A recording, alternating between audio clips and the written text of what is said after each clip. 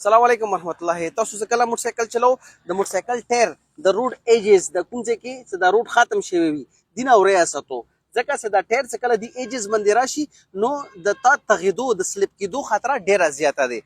ته روډ جوین کوي که روډ نه کوزیږي نو ته به د روډ ایجز ګوري که دا چیرې صحیح جوړې نه دي د مینټیننس صحیح نه دی شوی نو ته به خپل سپیډ کام نه کام کې او هغه د بعد به روډ نه کوشي یا به روډ جوین کې که چیرې دا ایجز چې کوم دي دا کارنه صحیح جوړې دي نو بیا خو څه مسله واسره وسه نه کوي.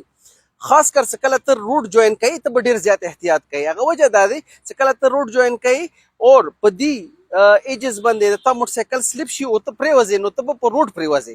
چې کله په روډ پریوځې نو څټ نه ګاډي کوم رسي هغه به دې ووایي.